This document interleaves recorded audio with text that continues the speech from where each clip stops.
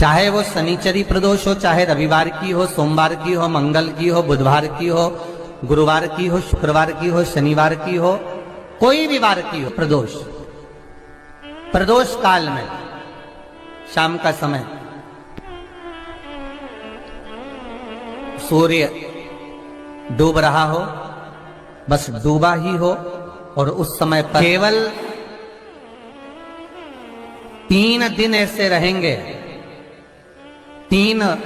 बार ऐसे रहेंगे, 3 तिथियां ऐसी रहेंगी, 3 समय ऐसा रहेगा जिस समय पर तेरे द्वारा निर्मित शूल को भी शिव धारण करेगा और जगत का कल्याण करेगा। 3 दिन, 3 तिथियां, 3 बार, 3 नक्षत्र, 3 घड़ी, 3 पल,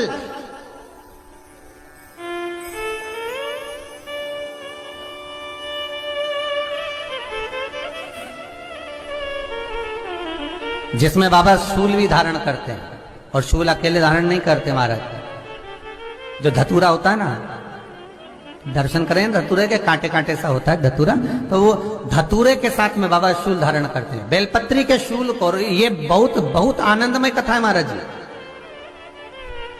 जिसके जीवन में हमेशा कांटे ही मिले हैं। बेटी बड़ी हुई तो घर में मायके में दुख देखा, और मायके से गई ससुराल में तो ससुराल में दुख देखा। ससुराल में भी दुख देखने के बाद में भी पति को बहुत कुछ काम खुलवाया, बहुत धंधे खुलवाए, नौकरी लगवाई, पर वो पति बार बार छोड़ कर आ गया, बार बार तकलीफ भोग रहा है, बार बार कष्ट भोग रहा है। फिर थोड़े दिन काम करता है, थोड़े दिन छूट जाता है, फिर व्यापार में बढ़ता है, फिर छूट जाता है, फिर कोई दुकान खुलवाई, थोड़े दिन अच्छी चली, फिर वापस वहीं घर पर आकर बैठ गया। अर्थात उसके जीवन में वो शूलता चल रही है। तो बाबा देवाधिदेव महादेव कहते हैं, ये 3 घड़ी, 3 पल, 3 नक्षत्र, 3 समय, 3 दिन में जो शूल मुझे समर्पित करता है, उसके जीवन से मैं शूल हटा देता हूं। वो 3 दिन लिखे स्कंद पुराण।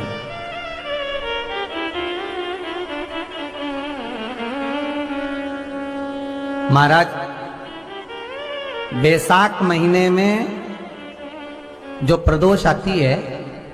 बैसाख के महीने में बहुत ध्यान से सुनना भाई, जो अपनी जिंदगी से बहुत तंग आ गए हो, परेशान हो गए हो, कष्टमय जीवन जी रहे हो, बहुत दुखी हो गए हो, उनके लिए ये स्कंद पुराण का चरित्र फिर मिले ना मिले, आप प्रेम से सुन लो भाव से।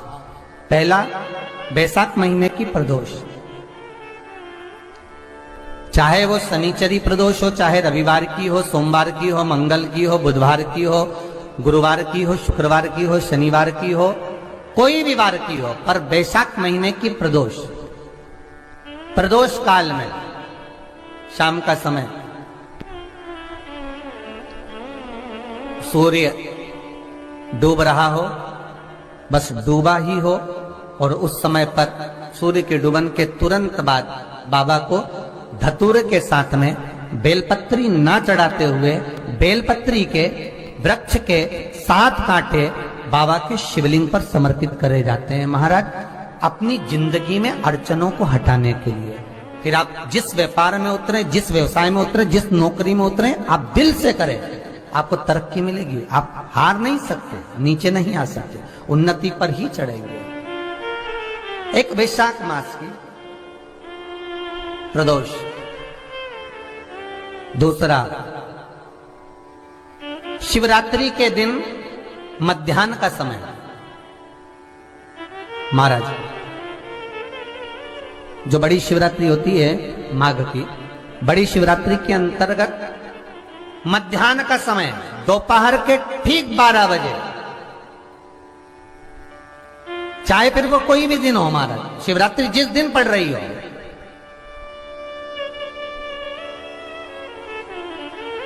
उस दिन भी धतूरे के साथ बाबा को 7 कांटे बेलपत्री के वृक्ष के समर्पित होते हैं महाराज। इसमें आप ये वाले जो कांटे हैं, जो शिवरात्रि के दोपहर 12 बजे वाले हैं, अगर कोई मदिरा पीने वाला हो, व्यसन में डूबने वाला हो, कोई जुआ खेलने वाला हो, कोई गलत वैश्यावृत्ति करने वाला, या अपने मार्ग से विचलित कोई व्यक्ति है, उसके लिए भी ये कांटे बहुत काम आते हैं महाराज। दूसरा, पार्वती, तेरे द्वारा तेरे नयन अश्रु से जो प्रगटा हुआ बेल का वृक्ष है, द्वितीय शूल मैं वहां धारण करता हूं, तृतीय शूल, तीसरा शूल जो वर्णन करा गया महाराज भगवान श्रावण के महीने में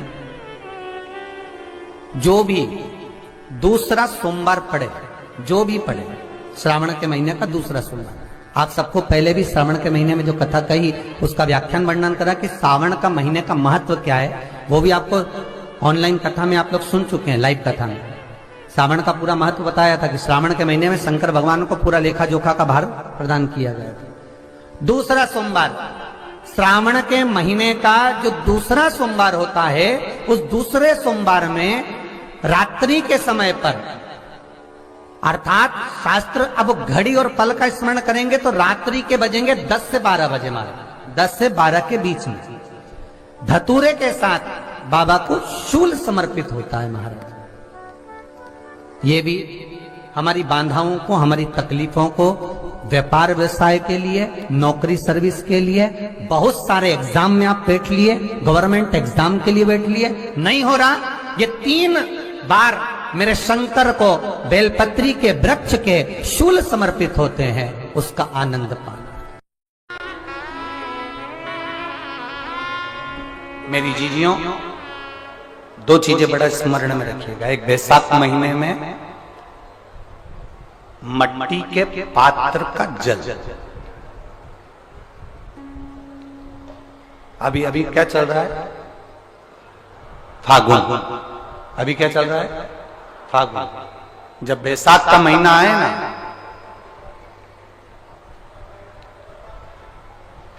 जितने यहां बैठे और जितने आस्था चैनल पर सुन रहे और जितने फेसबुक यूट्यूब पर कथा श्रवण कर रहे, जितने मोबाइलों पर देख रहे हैं, प्रयास करना, बैसाख के महीने में मिट्टी के पात्र में जो रात्रि भर जल रखा हो, मिट्टी के पात्र में, अगर आपके पास में घड़ा हो, हंडा हो, नी हो, तो दिया हो, दीपक हो, कुल्लड़ हो, कोई भी तुम्हारे पास में जो मिट्टी का पात्र, उसमें जल भरना। वो जल बैसाख के महीने की किसी भी सोमवार के दिन, किसी भी सोमवार के दिन, बैसाख महीने या किसी प्रदोष के दिन या बैसाख महीने के शिवरात्रि के दिन, वो मिट्टी के पात्र का जल अपने घर के प्रत्येक व्यक्ति का स्पर्श कराकर उस मिट्टी के पात्र के जल को तांबे के पात्र में डाल लीजिए और घर के प्रत्येक व्यक्ति का स्पर्श करा लीजिए और शंकर भगवान पर कुंदकेश्वर महादेव के नाम से समर्पित करिए। कुंदकेश्वर महादेव, कभी जीवन में पीछे पलट कर देखने की जरूरत नहीं पड़ेगी, आप उन्नति की सीढ़ी की ओर बढ़ते चले जाओगे। बैसाख महीने में मट्टी के पात्र का जल भगवान शंकर को समर्पित होना चाहिए, उसका सुख हमारे जीवन को एक आनंद फल प्रदान। जैसे कहते हैं ना, कोई अच्छा मिले ना मिले, धन मिलने से कोई भाग्यशाली नहीं होता। प्रदोष का दिन आएगा तो हम भगवान शंकर को प्रदोष के समय में, शाम के समय पर हम बेलपत्र, शमी पत्र, चावल समर्पित करेंगे। आप तो प्रयास करा करें, कभी अगर मौका मिल जाए तो प्रदोष काल में, प्रदोष के समय पर एकांतेश्वर शिवलिंग मिल जाए, कहीं एकांत में कोई शंकर भगवान का शिवलिंग मिल जाए, एक बेलपत्र लो, उसके ऊपर एक शमी पत्र रख लो, एक चावल का दाना रख लो, अपने मन की बात बाबा से कहकर श्री शिवाय नमस्तुभ्यं बोलकर शंकर भगवान की अशोक सुंदरी वाली जगह पर स्पर्श कराकर वही शमी पत्र, वही अक्षत का दाना, वही बेलपत्र शंकर भगवान के शिवलिंग पर उसको समर्पित कर दो। समर्पित करते समय ये जो डंडी का मुख है, ये जहां जलाधारी होती है, पानी बहता है, उस ओर डंडी का मुख होना चाहिए। जिधर पानी बह रहा है उधर से करो।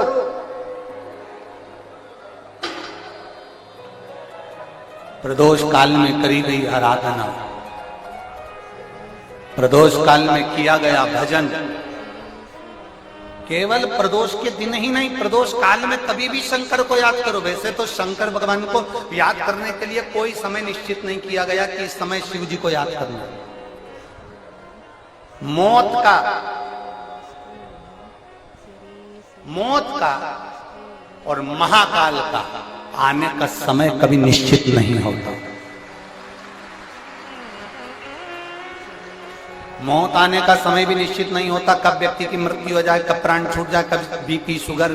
कभी गड़बड़ हो जाए, कब किसको कौन सा रोग हो जाए, कब किसको अटैक आ जाए, कोई समय का भरोसा नहीं है। मौत का जैसे समय नहीं होता, उसी तरह महाकाल के भजन का, शंकर भगवान के गुणगान का, शिव जी की भक्ति का कोई समय नहीं है। तुम जब पुकारो,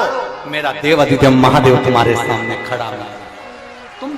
करते हैं। जिस प्रदोष के दिन का आपको बधाई कल हमने दी थी कि प्रदोष की आपको बधाई हो। प्रदोष शाम का जो समय होता है, प्रदोष काल जो होता है, उसका वर्णन जब हम करते हैं, ये प्रदोष की पूजन का विधान किसने बनाया, ये प्रदोष की पूजन का नियम किसने बनाया, ये प्रदोष की संध्या काल का, प्रदोष के समय का पूजन का विधान कौन बनाया, ये प्रदोष के समय पर एक बेलपत्र चढ़ाने का विधान किसने बनाया, प्रदोष के समय पर एक समीपत्र चढ़ने का विधान किसने बनाया, प्रदोष के समय पर अगर मान लो कोई भिखारी से भिखारी व्यक्ति भी है जो ठेला चला रहा है, उसके पास में खाने के लिए कुछ नहीं है, फटे कपड़े पहन रहा है, उसकी जिंदगी में कुछ भी नहीं बचा और कर्जे में लदालूम हो गया, एक चावल का दाना अगर वो प्रदोष के दिन, प्रदोष काल में शाम के समय पर शंकर के शिवलिंग पर चढ़ा देता है, तो 3 या 4 प्रदोष में उसका कर्जा चूकना प्रारंभ हो जाता है। प्रदोष का विधान।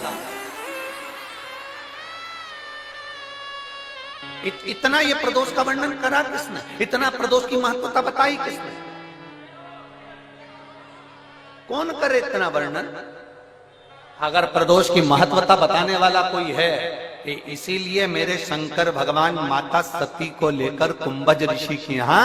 अगस्त ऋषि के यहाँ कथा सुनने के लिए गए थे, क्योंकि उनके बराबर कोई शंकर के महत्व को बता नहीं सकता और प्रदोष के महत्व को नहीं बता सकता। सती मैया को प्रदोष का महत्व बताने के लिए शंकर सती जी को लेकर कुंभज बाबा के यहाँ गए थे, अगस्त ऋषि, कि प्रदोष के महत्व को तो जानो सती,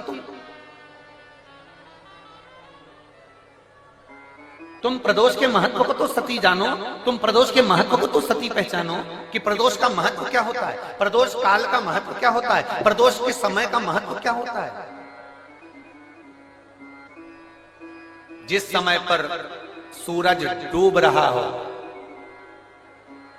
चंद्र प्रकाशित हो रहा हो, दोनों का मेल हो रहा हो, ना तो पूरा सूरज डूबा है, ना पूरा चंद्र आया है, ना पूरा अंधेरा है, ना पूरा उजाला है, उस समय को प्रदोष काल कहा गया, उस समय को प्रदोष का समय कहा, प्रदोष काल कहा। अब कई लोग हमसे कहते हैं, गुरुजी आप हमको प्रदोष का समय बताया करो कि प्रदोष काल किसको कहते हैं, प्रदोष का समय किसको कहते हैं। अब एक बात हम आप सबसे कहना चाहते हैं, जितने लोग आस्था चैनल पर सुन रहे हैं, जितने फेसबुक यूट्यूब पर सुन रहे हैं और जितने रेवाड़ी की इस पवित्र धरा पर कथा को सुन रहे हैं, आप सबसे एक बात कहना चाहिए। अगर हम समय देखकर बताएं आपको कि शाम को 6 बजे, 6:30 बजे, 6:30 पे लेकर 7:30 के बीच में ये समय है, या 5:30 से लेकर 6:30 तक का ये समय है, या हम तुमको बोल दें कि इतनी बजे ये समय प्रदोष काल का रहेगा या इतनी बजे ये समय रहेगा, तो देखिए कभी कभी ठंड का समय आता है तो दिन जल्दी ढल जाता है, कभी कभी गर्मी का समय रहता है तो दिन बहुत लेट ढलता है। इसलिए समय की गणना से मत चलो, आप तो ये अंदाजा लगाकर रखो कि दिन ढल रहा हो, अंधेरा होना शुरू हो रहा, सूरज डूब रहा हो, चंद्र प्रकाशित हो रहा हो, अंधेरा अपना काम कर रहा है, सूरज ढलता जा रहा है, दिन कम होते चले जा रहा है और अंधेरा थोड़ा बढ़ते चले जा रहा है। इन दोनों का जो मिलन का समय हो, अब वो कितनी भी बजे, आप तो बस उसके मिलन का समय निकाल लो, वही समय प्रदोष काल कहलाता है, वही समय प्रदोष काल। जब प्रदोष पड़े, बन सके 1 बेलपत्र, बन सके 5 बेलपत्र, शमी पत्र, हरे मूंग, कलश के अंदर थोड़ा सा पानी लेकर 1 बेलपत्र, हरा मूंग, शमी पत्र डालकर और उसमें थोड़ा सा गुड़ डालकर भगवान शिव का स्मरण कर कर प्रदोष काल में, मान लो कोई काम आपका बहुत जरूरी है, बहुत दिनों से अब थक गए हैं, नहीं हो रहा, कर्जा बढ़ रहा है, धन नहीं आ रहा, व्यापार नहीं चढ़ रहा, या कोई समस्या बहुत प्रबल है, कोई एग्जाम में बैठ रहे हो नहीं हो रहा, परीक्षा भी दे दी है, रिजल्ट आने ही वाला है, तो भी प्रदोष काल में, प्रदोष के समय वो जल, मूंग, समीपत्र और बेलपत्र और गुड़ का शंकर के शिवलिंग को समर्पित करना प्रारंभ कर दो। 2 या 3 प्रदोष करोगे, बाबा आपकी मनोकामना शीघ्र पूर्ण कर देगा। 2 या 3 करो। कभी जीवन में आपको लग रहा हो कि मैंने 2-3 व्यापार करके देख लिए और घाटा ही घाटा हो रहा है, इसमें मुझे तरक्की नहीं मिल रही है, इसमें मुझे उन्नति नहीं मिल रही है, या कर्जा बढ़ रहा है, घट नहीं रहा और बहुत कर्जा बढ़ रहा है, तब एक प्रयोग जरूर करिएगा। प्रदोष के दिन एक धतूरा भगवान शंकर के शिवलिंग के ऊपर रख दीजिए। जब तुम्हें लगे कि मैंने 2-3 व्यापार बदल कर देख लिए, चल नहीं रहे, या कर्जा बढ़ रहा है, घट नहीं रहा, तब एक धतूरा भगवान शंकर के ऊपर रख दीजिए। धतूरा रखने का एक नियम होता है। धतूरे की जो डंडी होती है, देखिए छोटी सी डंडी होती है धतूरे में, वो डंडी धतूरे की आप जहां बैठे हो उससे विपरीत होना चाहिए। धतूरे की डंडी आप इधर बैठे हो तो धतूरे की डंडी उधर। अपने को लग रहा है कि व्यापार मैंने बदल लिया, 2 बार 4 बार 6 बार व्यापार बदल के देख लिया और कर्जा बढ़ रहा है, पर व्यापार भी नहीं चल रहा। फैक्ट्री डाली वो भी चल बंद हो गई, दुकान डाली वो भी बंद हो गई, कुछ काम करा वो भी बंद हो गया, जहां संबंध के लिए जाते हैं संबंध नहीं होता है, बेटा बेटी बड़े हो गए उनका कहीं जम नहीं रहा, बहुत प्रयास करके देख लिया पर हो नहीं रहा। तो प्रदोष के दिन धतूरे को रखिए पर डंडी विपरीत दिशा की ओर हो और 1 लोटा जल धीरे धीरे उसी धतूरे के ऊपर आप चढ़ाना प्रारंभ कर दीजिए जो शिवलिंग के ऊपर रखा हो।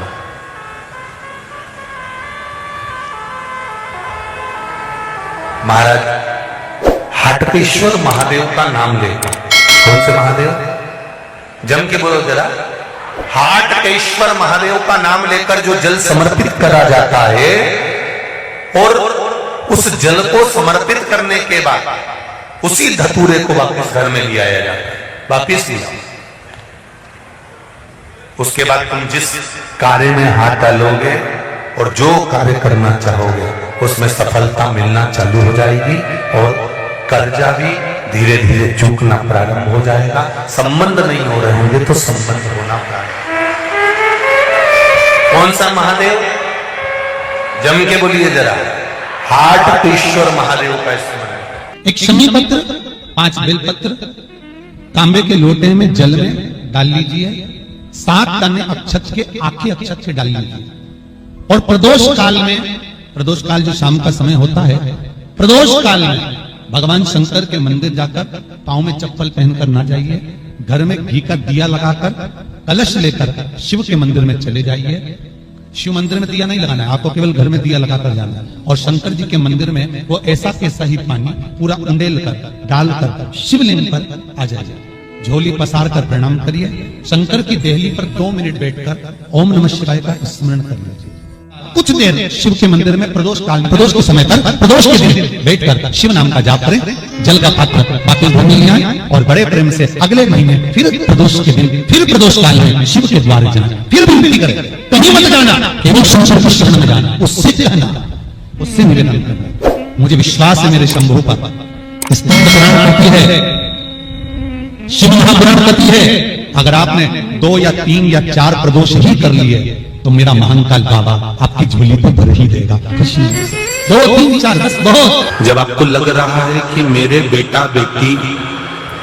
मेरे बेटा बहू या मेरे परिवार का सदस्य ठीक राह पर नहीं जा रहा, सही जगह पर नहीं जा रहा, तो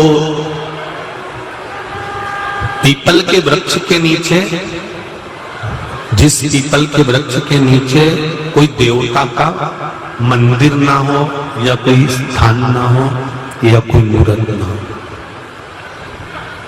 आपको लग रहा है कि मेरे बच्चे भटक गए, मेरे बच्चों ने मार्ग भटक गए और सही मार्ग पर नहीं जा रहा, तब आप पीपल के वृक्ष के नीचे भगवान पिपलेश्वर महादेव के नाम से, कौन से महादेव, जम के बोलो जरा, पिपलेश्वर महादेव के नाम से